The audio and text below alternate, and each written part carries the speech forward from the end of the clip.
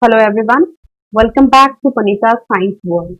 Students, in today's video lesson, we are going to talk about central nervous system.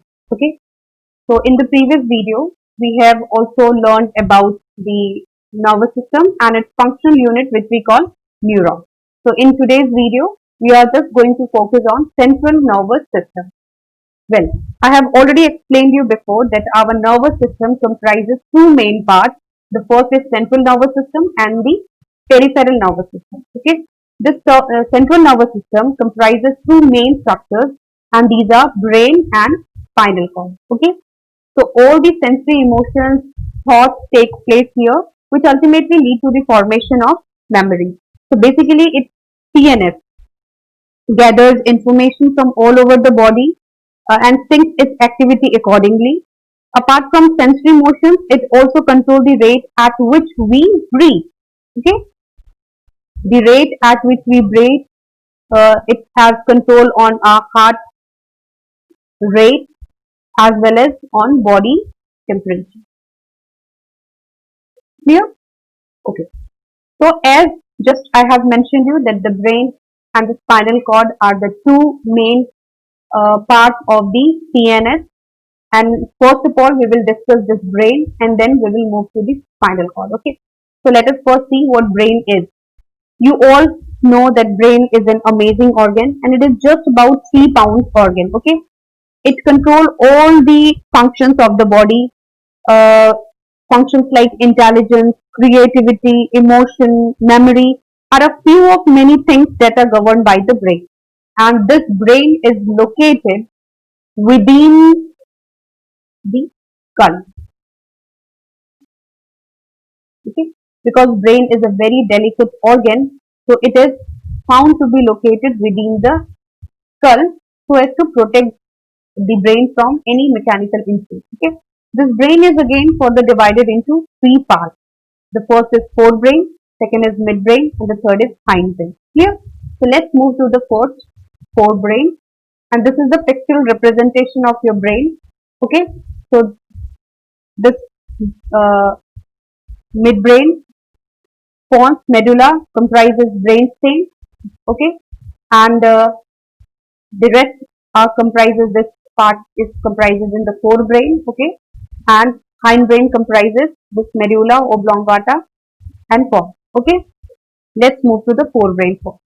So forebrain is the main part of brain which control all the voluntary actions. Okay, so basically the main purpose of forebrain is to control the thinking activity. All the thinking activities, all the voluntary actions are controlled by forebrain. Okay, the forebrain processes sensory information that is selected from the various sense organs like ears, eyes, nose, tongue, skin. Okay, and just because of the presence of forebrain, humans are placed at the highest level in the animal chain. That means because of our thinking ability, because we think, the ability to think make us different from the other animals, and that is why we are placed at the highest level in the animal chain.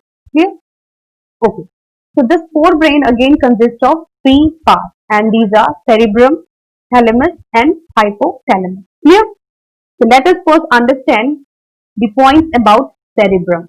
So basically, cerebrum is the biggest part of the brain. So this is the biggest part of the brain, and this part is associated with higher brain functions like thinking and action. So action and thinking is all controlled by cerebrum. Okay, it contains the cerebral cortex and other subcortical structures. Okay, and this cerebral cortex is highly wrinkled structures which make the brain very efficient. Okay, and this cerebral cortex again divide into 4 divisions or lobes, and the lobes are frontal lobe, parietal lobe, occipital lobe, and temporal lobe. Okay, students, the cerebrum is where most of the important brain functions like thinking, planning, reasoning, processing, interpreting, processing takes place. Okay, and as just I have told you that the cerebral cortex is divided into 4 lobes, and the lobes are frontal lobe, This frontal lobe is typically associated with the part of speech, reasoning, problem solving, planning, movement and emotion, whereas parietal lobe, it is associated with recognition, orientation and perception of stimuli. Occipital lobe is responsible for occipital, that is mean that means it is responsible for visual processing, whereas temporal is with auditory stimuli. Okay, so this is basically for auditory, means with memory, speech perception and recognition of auditory stimuli. Clear? Here you have to be specific with the function of cerebrum because its main function is to control all the thinking ability of human.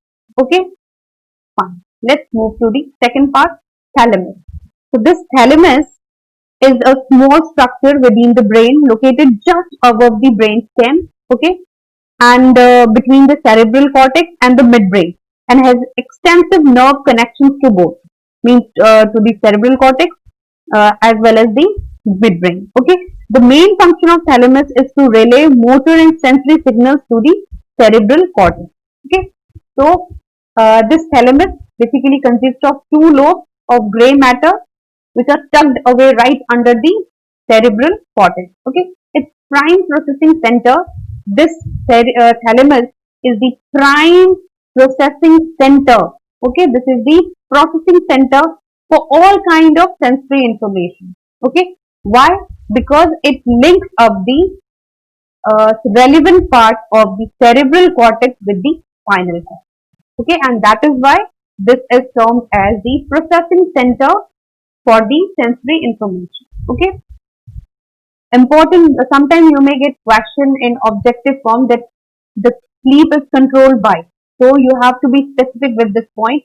The thalamus also control our sleeping activities. Means our sleep is controlled by the thalamus. Clear? Fine. Let's move to the next part, hypothalamus. Okay. So this hypothalamus is located below the thalamus. Okay. It is just below the thalamus. All vertebrate brain contain a hypothalamus. In human, it is the size of just about the size of an almond. Okay, it's a very small structure, just about an almond. So this is the small region of brain, and it is located at the base of the brain. Okay, base of the brain, that is simply means it is located just below the thalamus. Okay, near the pituitary gland. So this is the pituitary gland, and here it is. Okay. While it is very small, the hypothalamus play a crucial role in many important functions. So its important functions include releasing hormones, okay, as well as regulating body temperature. Clear? So it helps in regulating many metabolic processes and other activities of the autonomic nervous system. It synthesizes and secretes certain neurohormones, which we call releasing hormones or hypothalamic hormones. Okay, and these in turn stimulate or inhibit the secretion of hormones from the pituitary gland.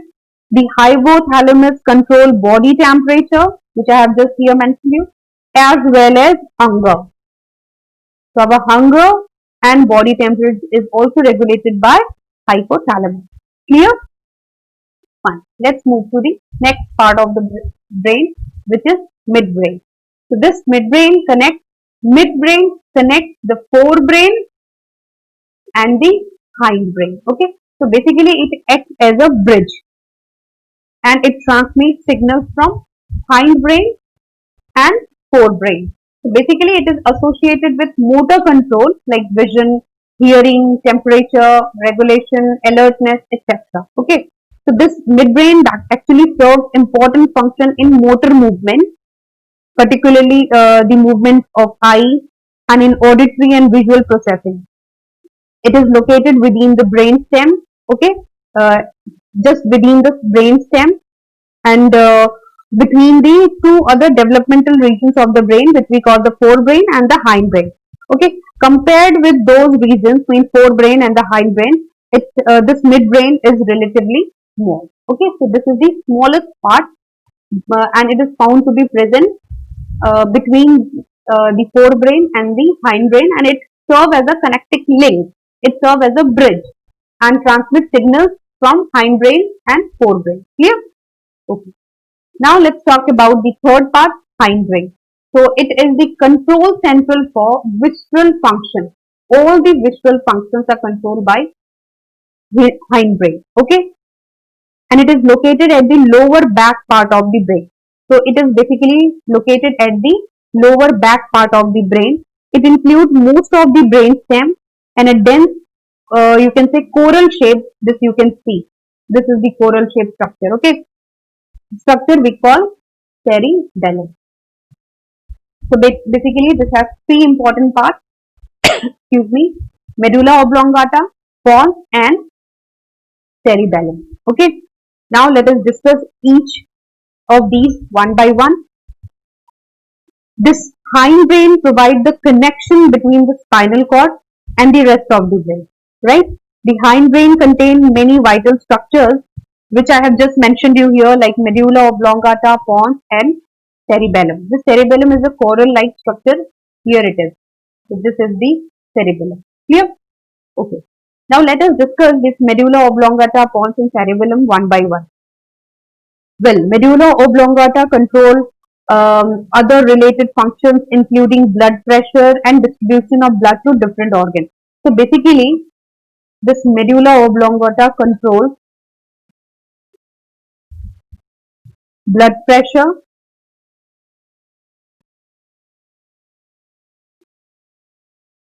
and distribution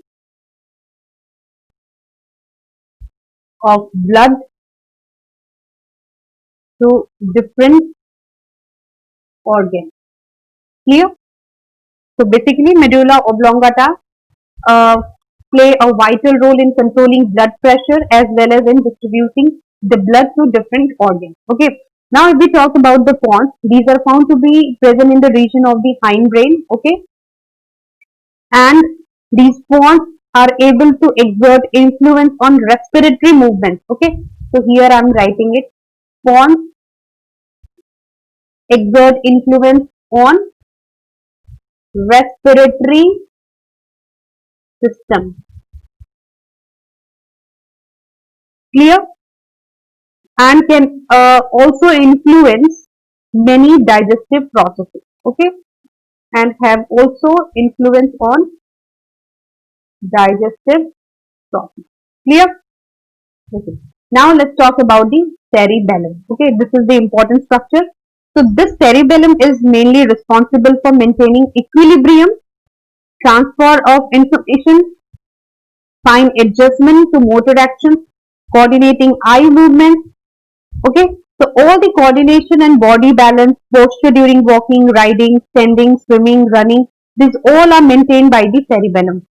And this again cerebellum has again the part called gray matter and white matter.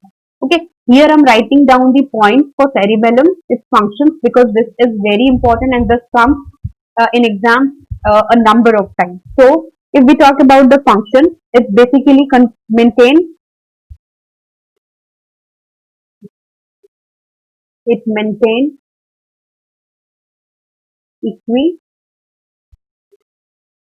equilibrium. Okay, it maintains equilibrium. Okay, and if we talk about the individual functions, it control all the motor actions, control eye movement,